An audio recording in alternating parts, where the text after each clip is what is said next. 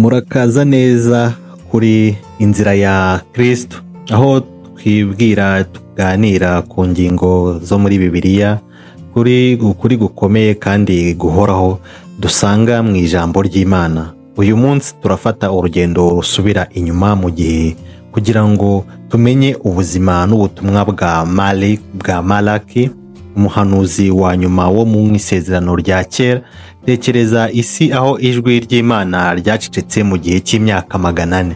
Isi aho ubwoko bwayo busigaye butegereje bwibaza kandi bushaka ibisubizo. Ibi nibyo byaranze igihe cyakurikiye umurimo wa Malaki, nyamara amagambo ye akomeza gucengera mu bihe byose, aduha ubuhanga n'ibyiringiro bikomeye. Muri iyi video turarebera hamwe Malaki uwo yari we n'impamvu ubutumwa bwe bukomeje kuba ingenzi no muri iki gihe. Turareba uko amagambo ye y'ubuhanuzi yabaye ikiraro gihuza isezerano rya kera n'isezerano rishya, ategura inzira yo kuza kwa Yesu Kristo, yaba uburyamirane kwe, kugaragaza uburyarya mu idini, guhamagarira abantu kuramya Imana by'ukuri, cyangwa amasezerano y'iherezo ryiza. Ubutumwa bwa Malaki buracyafite agaciro gakomeye none nk'uko byari bimeze hashize imyaka irenga 2400. Nuko mwifatanye natwe muri uru rugendo rwo gucukumbura ubuzima bw'uyu muhanuzi wihariye, maze dushakishe ukuri gukomeye gukomeje kuvuga mu mitima yacu muri iki gihe. Twabonye amasomo ashobora guhindura ukwizera kwacu, umubano wacu n'Imana, n'inzira tugendamo hamwe nayo. Mbere yuko dutangira, ndagira ngo mbatere inkunga yo kwiyandikisha kuri iyi channel yacu Inzira ya Kristo. Iyo mwiyandikishije mukomeza kubona video zacu nshya zicukumbura inkuru n'inyigisho zidasanzwe zo muri Bibiliya. Niba mwishimiye ubutumwa bw'uyu munsi, mwibuke gutanga like, musige ibitekerezo cyangwa ikibazo cyanyu muri comment, kandi musangize iyi video itsinda ry'itorero ryanyu, umuryango wanyu n'inshuti. Inkunga yanyu idufasha kugeza ukuri kw'ijambo ry'Imana ku bantu benshi.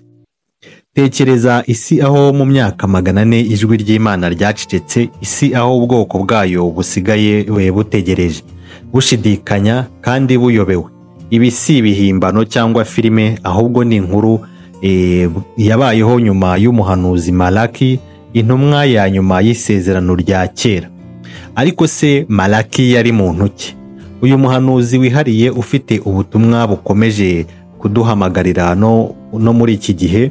Murakaza neza mu nkuru itangaje ya Malaki umuhanuzi. Amagambo ye yabaye ikiraro gihuza isezerano rya kera n'isezerano rishya. Izina rye risobanura ngo intumwa yanjye. Kandi koko Malaki niwe watanze amagambo ya nyuma y'Imana mbere y'igihe kirekire y'iceceka ry'ubuhanuzi. Reka dusubire mu myaka igera kuri 430 mbere ya Yesu. Abisirayeli bamaze kugaruka mu bunyage i Babuloni, barimo kubaka ubuzima bwabo n'urusengero i Yerusalemu. Gusa bya byishimo bya mbere byagiye bigabanuka, bigasimburwa no gucika intege mu buryo bw'umwuka no gutakaza umurongo w'amahame. Mu bihe nk'ibi bimeze gutya, Imana yohereje Malaki. Tekereza iki gihugu kiri kugerageza kwikomeza ku mateka yacyo, kiri hagati yo kwibuka ibyubahiro kigeze kugeraho kera n'ukuri gukomeye kw'iki gihe. Abatambyi baramunzwe na ruswa, abantu baracitse intege, ukwizera kumeze nk'umugenzo gusa utakigira imbaraga. Wenda ibyo bikujije no muri iki gihe. Iyi niyo si Malaki yagezemo, isi itandukanye cyane n'iyacu y'uyu munsi. Uko dutangira gucukumbura ibyerekeye Malaki, inkuru ya Malaki izatugaragariza ukuri kw'iteka ryose kudufitiye akamaro mu buzima bwacu bwa none. Turabona uko yahanganye ashinze amanga n'uburyarya bwo mu madini, uko yahamagariye abantu gusenga Imana by'ukuri, ndetse n'uko yasezeranyije ibyiringiro by'igihe kizaza.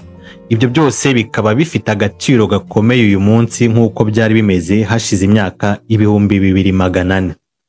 witegure kumenya impamvu igitabo cya Malaki nubwo ari kigufi gifite imbaraga nyinshi. Nuko amagambo yateguye inzira y'inkuru iruta izindi zose zabayeho.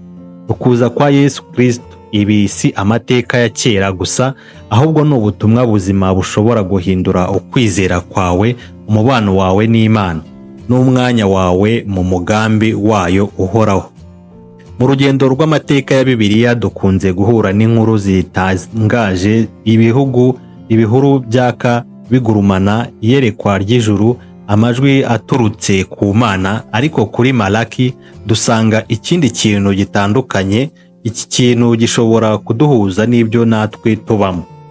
Ihamagara rye ntiryari riherekejwe n'ibitangaza bidasanzwe, ahubwo ryari rishingiye ku mpamvu yihutirwa.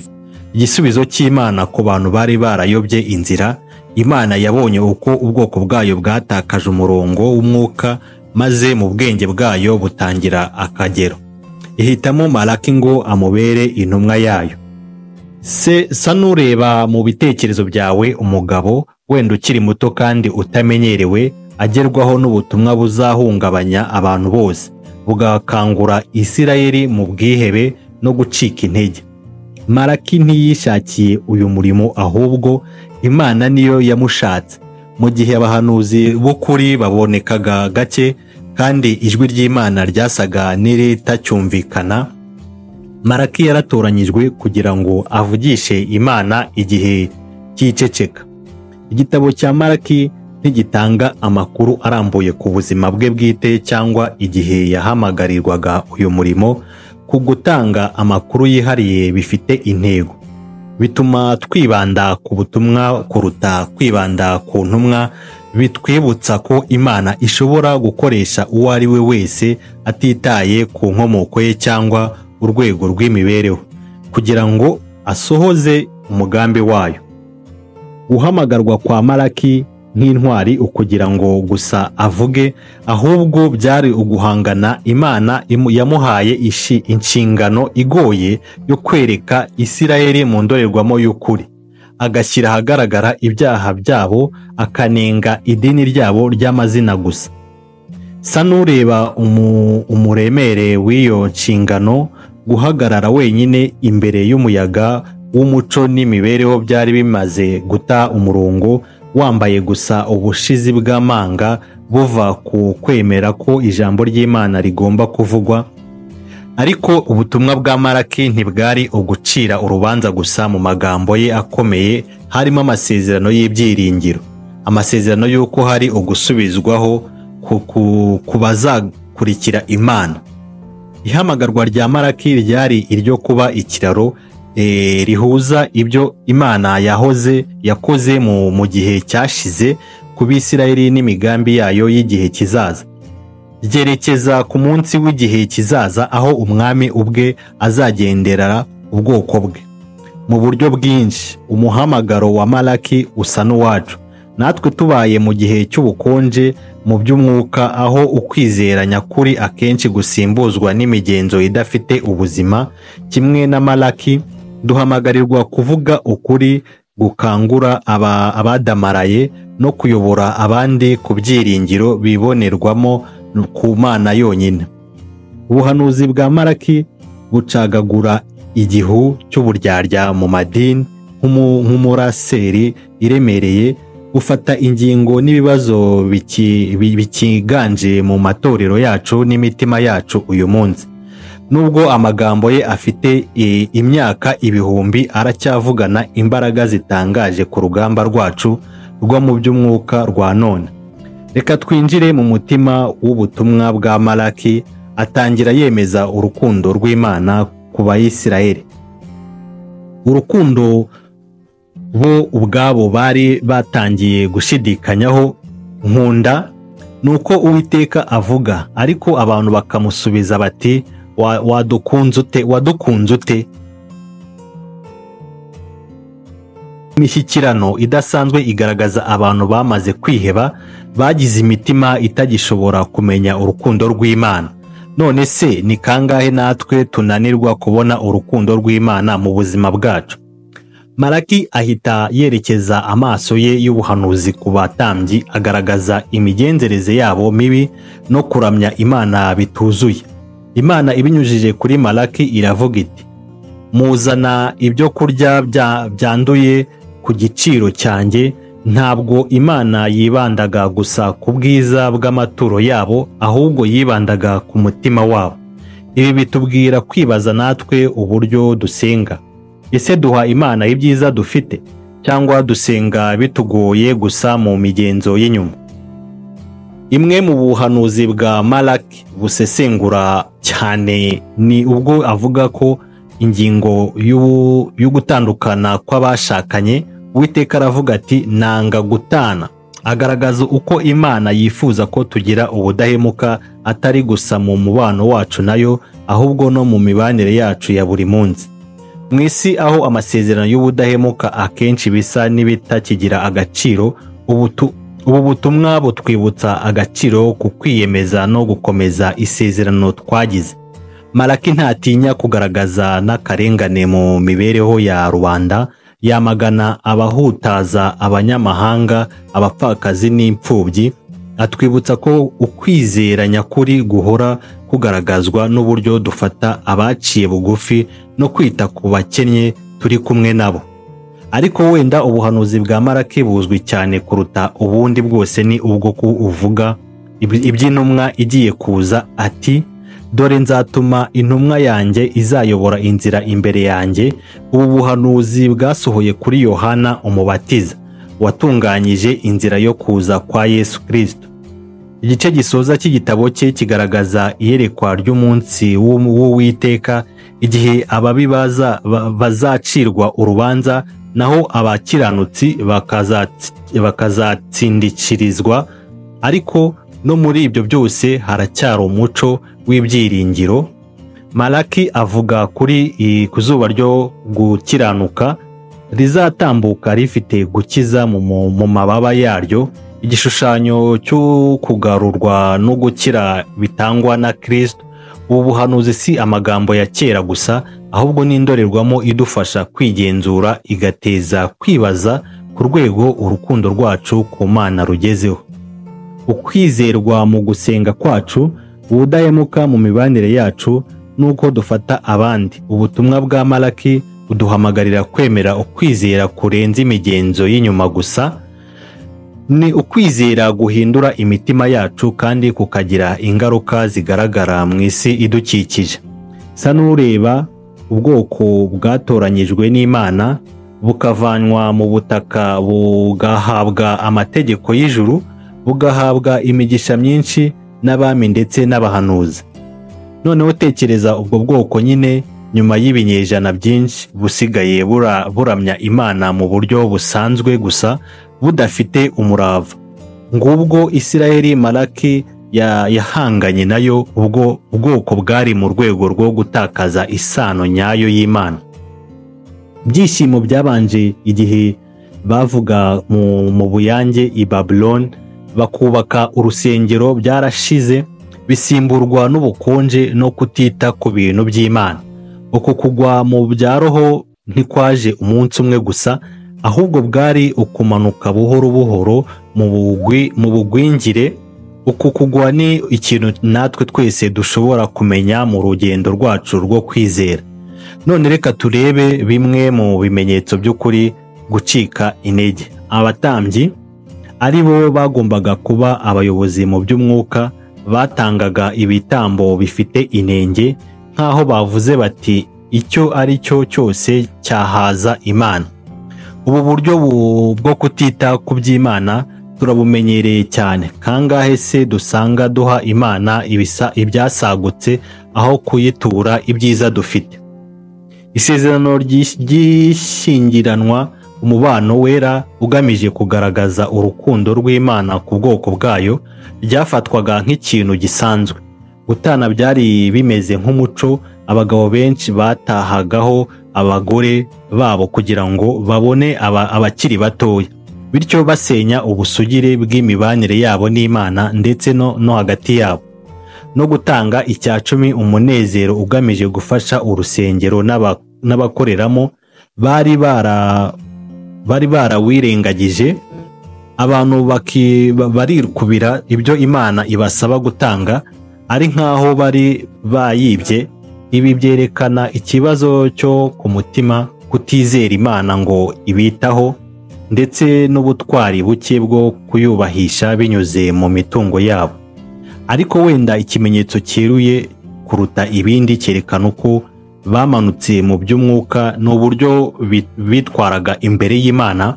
Igihe bahanagwaga ibyaha byabo barasubizaga bati, twagucumuye dute? Ayo ni amagambo agaragaza ubuhumyi bwo mu by'umwuka, imitima iri kure y'Imana ku buryo batari bazi no kubona amakosa yabo bwite. Uku kugwa mu by'umwuka ntikwaje umunsi umwe, byaturutse ku gutanga buhoro buhoro, ku guhitamo byoroshye aho guharanira isezerano no kurekera ibibazo bya buri munsi gusenya ukwiyegurira Imana. Iyi ni inkuru itwigisha kandi itwibutsa uyu munsi ni gute natwe twakwihuta kugwa mu kwizera guherereye ku migenzo gusa aho kuba mu mutima. Ariko niyo turebye mu mwijima w'ibibazo, hari ibyiringiro. Imana ntiyari yarareze Isirayeli. Ukwemera ko yoroheje Malaki kugaragaza ko Imana itakiriye ubwoko bwayo, yarabaraga agarura aho amahirwe yo gusubira mu nzira no kugarurwa ku Mana. Uku kugwa mu by'umwuka ni intangiriro y'ubutumwa bukomeye bwa Malaki bwo kwihana no kugaruka. Buduha inyigisho y'uko iyo twaba turi kure cyane hose, Imana idahwema kutwihanganira. Mu mwijima w'ibihe by'umwuka bibi, ubutumwa bwa Malaki burasohora nk'urumuri rwerekana isezerano ry'ihinduka. Ni nk'aho Imana ivuga iti, iyi si yo mpera y'inkuru. Nubwo yerekana ibyaha byayo bikomeye, atanga icyizere cy'ahazaza heza. Kimwe mu masezerano akomeye cyane ari muri Malaki 3:7, aho Imana ivuga iti, simbona mu maso uko unyicumuye, garuka unyemerere maze nanjye ngaruke ngusubiza. Ni ubutumire bworoheje ariko bufite uburemere. Imana ntidusaba kuba intungane, irashaka umubano. Iri sezerano ritwibutsa ko nubwo twaba twarayobye, inzira yo kugaruka ku Mana ihora ifunguye. Malaki kandi ahanura ibijyanye no kuza kw'intumwa y'isezerano izaza kweza Abalewi, ikabahindura nk'uko umuntu ayungurura zahabu n'ifeza. Malaki 3:3. Ibi ntibireba gusa gukuraho ubwandu mu batambyi, ahubwo ni isezerano ryo guhinduka kw'imbere rigaragaza umurimo w'umwuka wera mu mitima y'abizera. Kimwe mu masezerano azwi cyane muri Malaki kiboneka mu gice cya 3 ku murongo wa 3 igice cya 10, aho Imana ivuga iti, ni mu bigerageze maze murebe ko ntazabagomorera imigomero y'ijuru, nkabasukaho umugisha w'umurengera kugeza ubwo mubura aho muwukwiza. Aya masezerano y'ubwinshi sayo kubona gusa ubutunzi bw'isi, ahubwo avuga imigisha myinshi cyane y'umwuka, ivuga mu buzima bwiyeguriye Imana by'ukuri. Imigisha Malaki avuga ntigarukira ku butunzi, ahubwo ikubiyemo ubukungu bw'umwuka bukomeza ubugingo bwacu. Malaki 4:2 ahanura ko hazaza umunsi izuba ryo gukiranuka rizarasira abafite igikomere rigafite gukiza mu mirasire yaryo. Iki gishushanyo gikomeye cyerekeza neza kuri Mesiya Yesu Kristo waje azanye gukira no kugarura ibyataye agaciro, si gusa ku Bayisiraheli ahubwo ni ku bantu bose. Umuhanuzi asoreza isezerano rye avuga ko Imana izabanza gutuma umuhanuzi Eliya mbere y'uko umunsi ukomeye kandi uteye ubwoba w'Uwiteka ugera. Malaki 4:5. Ubwo abahanuzi bwasohoye kuri Yohana Umubatiza uhuza isezerano rya kera n'isezerano rishya, bikemeza ko umugambi w'Imana wo gucungura ukomeza gusohozwa. Aya masezerano yo gusubizwaho ntiyaremewe gusa Isiraheli ya kera, aratugeraho natwe uyu munsi. atwibutsa ko Imana igikora umurimo wo kugarura no kuvugurura. Nubwo twaba twumva dufite ibikomere cyangwa twarateshutse kure, Imana iduha ibyiringiro. Irasezeranya kutubonera aho turi, ikatweza, ikaduha umugisha kandi ikatwomora ibikomere. Muri iyi si ihora igaragara nk'umwijima kandi icitsemo ibice, amasezerano ya Malaki yo gusubizwaho amurikira nk'urumuri rw'ibyiringiro. Atwibutsa ko Imana yacu ari Imana y'amahirwe ya kabiri, Imana y'intangiriro nshya n'ihinduka ry'ukuri. Ni uguhamagarirwa kugira uruhare mu mugambi w'Imana wo gucungura no gusubizaho. Izina Malaki rifite ubusobanuro bukomeye, ntabwo ari izina risanzwe gusa. Ni itangazo ry'intego, ni umuhamagaro w'Imana wihariye wihishe mu magambo abiri yoroshye: intumwa yanjye. Mu Giheburayo Malaki igizwe n'ijambo Malak risobanura intumwa cyangwa Malakiya, hiyongeraho akaremano ai kavuga ngo njye cyangwa iyanjye. Bityo rero iyo tuvuga Malaki, mu by'ukuri tuba tuvuga ngo intumwa yanjye cyangwa marayika wanjye. Ni nk'aho Imana ubwayo ivuze iti, uyu ni intumwa yanjye natoranyije, ubwo nshyizeho kugira ngo atangaze amagambo yanjye. Mu by'ukuri bamwe mu bashakashatsi bibaza niba Malaki ari izina rye ry'ukuri cyangwa se irindi zina risobanura umurimo we. Ariko ibyo ntibihindura akamaro k'ubutumwa waba waramwitiriye icyo gihe akivuka cyangwa yarakuze akagikorerwaho. Malaki yahuye neza n'iyi nshingano. Izina rye ryagaragazaga neza uwo yari we n'umurimo w'ubutumwa yahawe. Tekereza uburemere wo kwitwa izina nk'iryo buri gihe Malaki yabaga agiye kuvuga. Yahoraga yibutswa kandi akibutsa abandi ko afite umuhamagaro w'Imana. Byari nk'aho yambaye ikiranga umurimo we, bituma ntawashidikanyaga uwo ari we n'inshingano yahawe. Ubutumwa bw'uko umuntu aba intumwa y'Imana si umwihariko gusa wa Malaki. Muri Bibiliya hose Imana ihitamo abantu bo kuyihagararira no gutangaza ijambo ryayo. Ariko Malaki afite umwanya wihariye kuko ari we muhanuzi wa nyuma w'isezerano rya kera. Bituma inshingano ye nk'intumwa y'Imana iba ikomeye cyane. Niwe watangaje amagambo ya nyuma y'Imana mbere y'igihe kirekire cy'iceceka mu buhanuzi. No kuri twe uyu munsi izina Malaki rihora ritwibutsa ubutumwa bukomeye. Nubwo tutese twese tutahamagawe kuba abahanuzi, twese abizera turahamagarirwa kuba intumwa mu buryo bwacu bwite.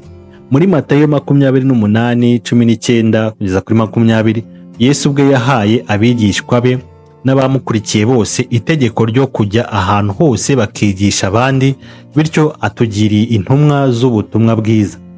Izina Malaki riraduhamagarira kwitekerezaho, mbese tuba twujuje inshingano yacu nk'intumwa z'Imana? Tuba turimo gutangaza urukundo rwayo, ibyiringiro byayo, ubutumwa bwayo bwo gucunga, tubugeza ku bantu bose no ku bidukikije. Byongeye kandi izina Malaki ritwibutsa icyubahiro n'inshingano biba mu gutoranywa n'Imana. Nk'uko Malaki yatoranyijwe ngo ajye kumenyesha Isirayeli amagambo y'Imana, ni nako natwe twatoranyijwe kugira ngo duhagararire Kristo mu isi. Nk'uko Petero yanditse muri Petero 2:9, turi ubwoko bwatoranyijwe, abatambyi b'ubwami, ishyanga ryera n'abantu b'Imana yaronze, kugira ngo tuvuge ishimwe ry'iyaduhamagaye, itadukura mu mwijima, ikatuzana mu mucyo wayo utangaje. Bityo izina Malaki ntirireba gusa umuhanuzi umwe wa kera, ahubwo ni ihamagarwa ry'ibihe byose kuri twese kugira ngo twemere inshingano yacu nk'intumwa z'Imana, tuyishyikirize ubutumwa bwayo bw'agakiza abakeneye. Ibyo Malaki yakoze ni umurage we, ntibigarukira mu gihe cye, birengera ikinyejana byinshi, bikomeza kuduhindura mu buryo budasobanukirwa ukwizera. ubuhanuzi n'umubano w'Imana n'ubwoko bwayo. Ingaruka z'ako kanya Malaki yagezeho zari zikomeye.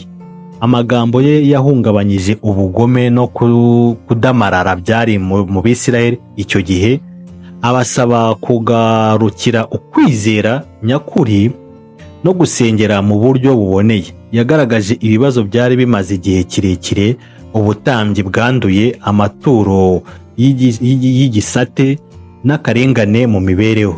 Ubutumwa bwe bukomeye buracyatugira inama ndetse bugahembura imitima yacu n'uyu munsi.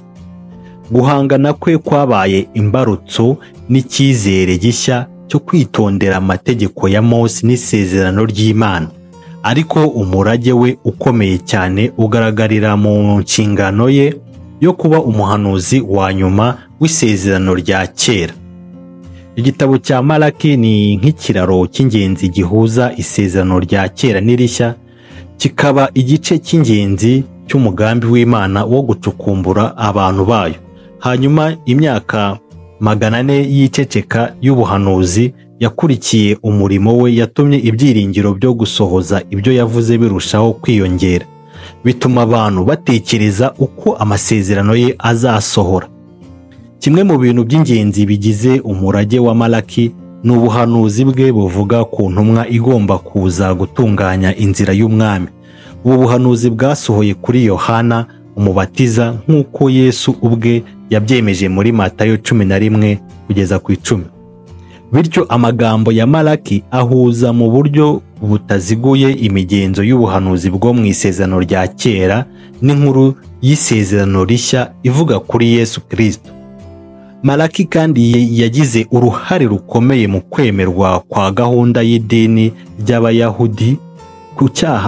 Gucyaha kwe kw'amaturo adatunganye n'uko yibutsa akamaro ko gutanga icyacumi byagize ingaruka ndende mu isengesho n'imigenzo y'Abayahudi mu bisekuru byinshi byakurikiyeho. Kugeza uyu munsi hari ibice byo mu gitabo cya Malaki bisomwa mu masinagoge mu gihe cy'iminsi mikuru imwe n'imwe. Mu nyigisho z'Abakristo, ubuhanuzi bwa Malaki bufite agaciro gakomeye. Amagambo ye agira ati: izuba ryo gukiranuka rizarasira rifite agakiza mu mababa yaryo. Malaki 4:12 akunze gufatwa nk'ubuhanuzi kwerekeza kuri Mesiya ari we Yesu Kristo. Hanyuma isezerano rye ry'uko Eliya azagaruka mbere y'umunsi ukomeye w'Uwiteka. Malaki 4:5 kugeza ku 6 ifatwa ryasohojwe n'umurimo wa Yohana Umubatiza. Umurage wa Malaki kandi uracyariho binyuze mu guhamagarira abantu ubutabera no kutaryarya mu gusenga. Gucyaha kwe kubakandamiza umukozi, umupfakazi n'imfubyi. Malaki 3:3 kugeza n'uyu munsi gukomeza gushishikariza abizera kugaragaza ukwizera kwabo binyuze mu bikorwa bifatika. Wenda igikomeye cyane mu nyigisho za Malaki ni isezerano ry'urukundo rw'Imana ruhoraho. Njyewe Uwiteka sinikunda. Malaki 3:6 isezerano rimaze imyaka ibihumbi ribera isoko y'ihumure ku bakristo mu bihe bitandukanye. Mu isi ihora ihindagurika, Malaki atwibutsa ko Imana idahinduka, ko urukundo rwayo n'isezerano ryayo bitajegajega. Uyu munsi umurage wa Malaki uraduhamagarira kugira ukwizera kudufuditse, kugirana n'Imana umubano w'ubwizerwa no gutegerezanya ibyiringiro icyo Imana izakora.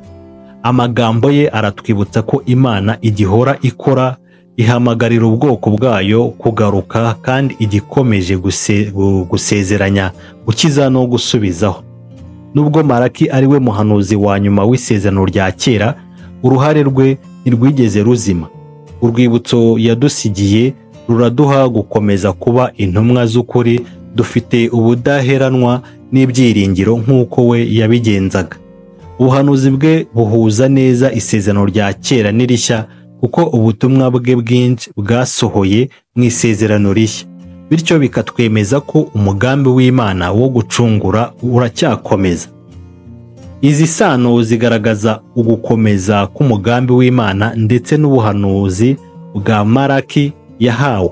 Urugero, muri Malaki 3:1 ahanura igihe ati: dore nzatuma intumwa yanjye imbere yanjye, izatunganya inzira yanjye.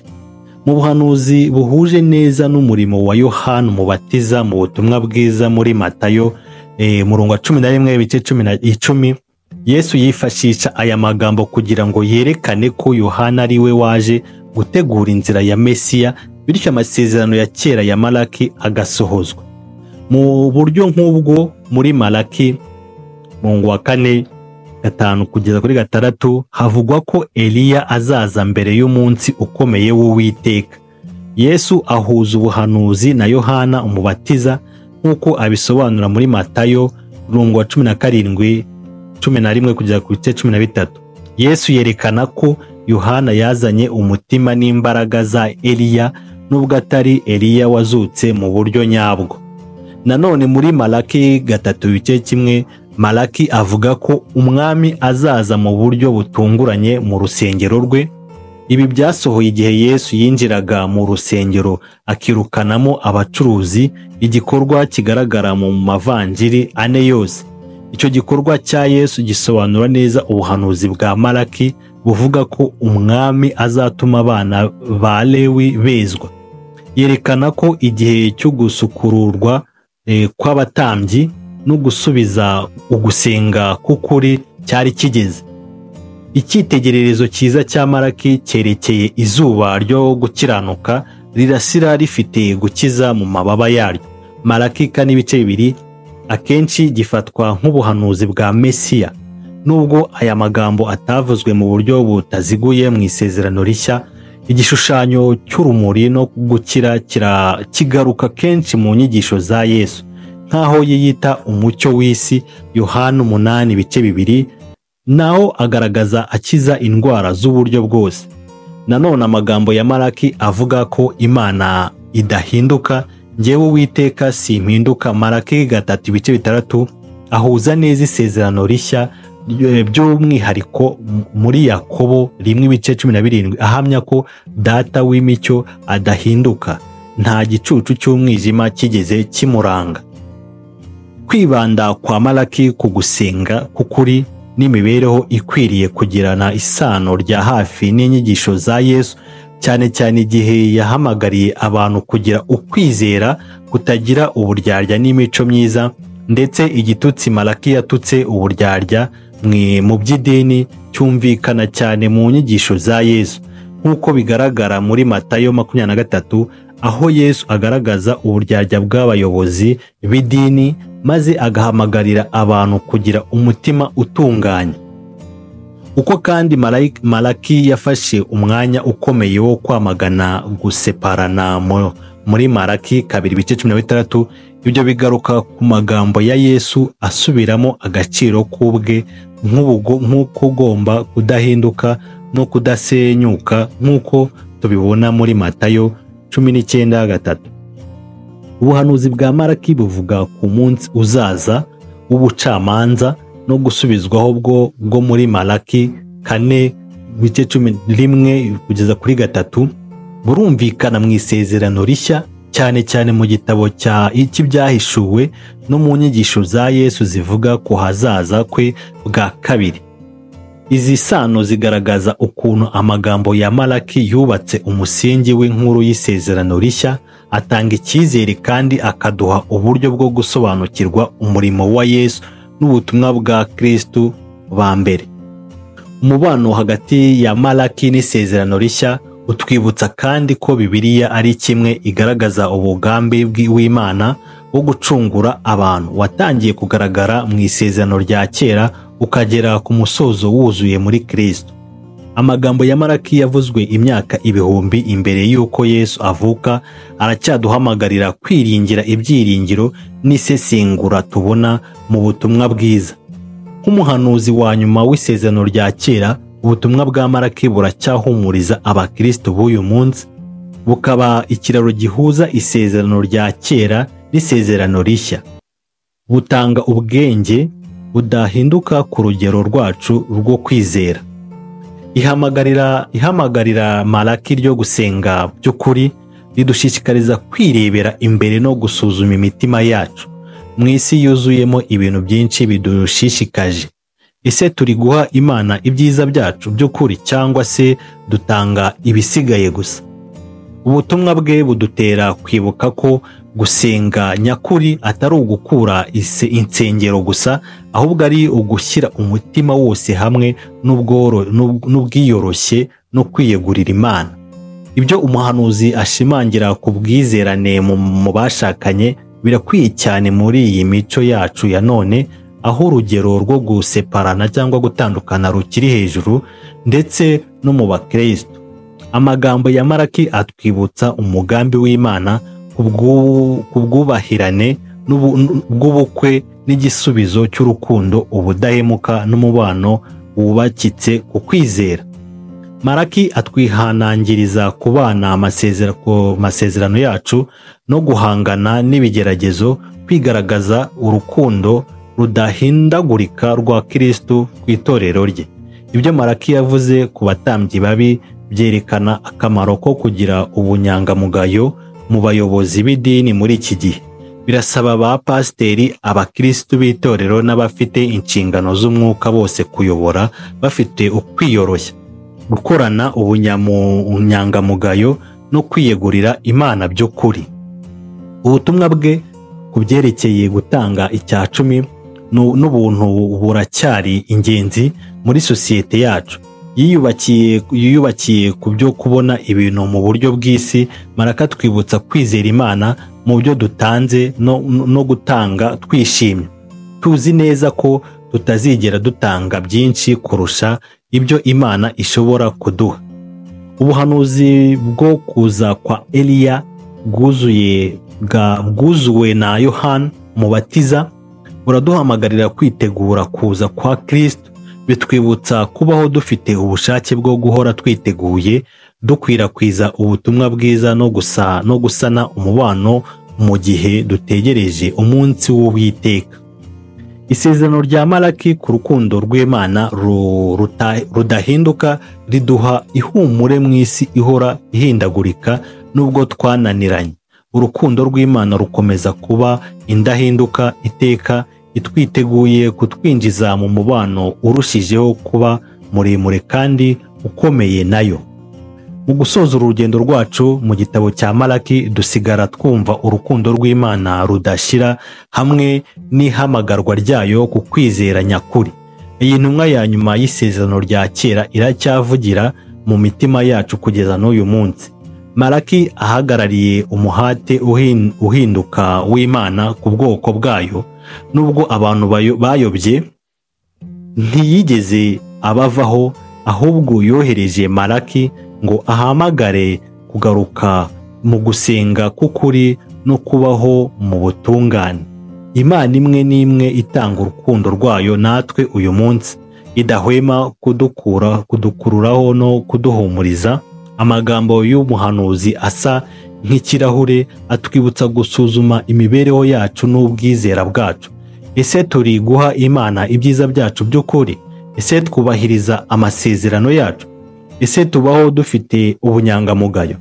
Ibi bibazo byabajijwe imyaka ibihumbi ishize biracyafite agaciro gakomeye ku rugendo rwacu rw'ukwemera muri iki gihe. Ubuhanuzi bwa Malaki buduha icyerekezo kirekire, butwibutsa ko tubayeho mu gihe cyo hagati, twakomeza kwiyitaho hamwe n'Imana yacu. Mu gusoza isezerano rya kera na Malaki, duhagaze neza ku gushingura isezerano rishya, icyiciro gishyirwaho ngo hagezweho Yohana Umubatiza na Yesu Kristo, buzuza ubuhanuzi bwa Malaki kandi batangiza igihe gishya cy'umugambi w'Imana wo gucungura. Ubutumwa bwa Malaki ni ikiraro gihamya gihuza isezerano rya kera n'isezerano rishya, kugaragaza uburyo umugambi w'Imana udahagarara kandi ukomeje gukura no gutera imbere. hagati ya Isiraheli ya kera n'itorero ryo muri iki gihe. Malaki aratwibutsa ko nubwo imico y'ibihe bihinduka, imico y'Imana n'ibyo idutegerejeho bitajegajega. Amagambo ya Malaki nadutera imbaraga zo kugenda twiyegurira Imana, tuyegereza imitima yacu, tubona uko dusenga Imana tubikuye ku mutima. Dukunda abandi mu budahemuka, tubeho mu butungane, dutange twiyeguriye kandi dutega amaso kugaruka kwa Kristo dufite ibyiringiro n'amatsiko. Mu kubikora tuba twubashye ukuri kw'igihe cyose kwavuzwe n'uyu muhanuzi wa nyuma w'isezerano rya kera, tukamwubakiraho urufatiro rukomeye mu gihe cyacu, igihe kizaza. Mu gihe dusoza iki cyigisho ku buzima bw'ubutumwa bwa Malaki n'imico, dufate amagambo ye mu mitima yacu, naduhindure umubano wacu n'Imana, agire uruhare mu buryo tubonamo n'abandi, kandi ahindure uko tubona ubuzima. Kuko mu magambo y'uyu muhanuzi wa kera dusangamo ubwenge budashira bwo kubaho mu kwizera kwacu muri iyi si y'iki gihe. Tugeze ku musozo w'urugendo rwacu rwo gusuzuma ubuzima n'ubutumwa bwa Malaki, twibutswe ubushobozi bukomeye ijwi rimwe rigira n'igihe ryumvikana mu gihe cy'ituze. Amagambo ya Malaki nubwo yavuzwe imyaka ibihumbi ishize, aracyaduhamagarira kwizera kwimbitse kukundi kandi gutunganya. Ubutumwa bwe budufasha guhuza isezerano rya kera n'irishya, bityo tukibuka ko umugambi w'Imana uhora utera imbere ndetse no mu bihe tutabasha kubona neza. Malaki araduhamagarira kwisuzuma uburyo dusenga, uko tubana n'abandi, n'uko dukora ibyo Imana idusaba mu buzima bwacu bwa buri munsi. Aratwibutsa ko urukundo rw'Imana ruhoraho, ko amasezerano yayo ari ay'ukuri, kandi ko yifuza ko imitima yacu imwiyegurira by'ukuri. Mu gukomeza urugendo rwacu rwo mu buryo bw'umwuka, dufate Malaki nk'urufunguzo rw'umutima wacu, tubeho dufite ubutwari, ubunyangamugayo n'icyizere nk'uko uwo muhanuzi yabiduhamagariye.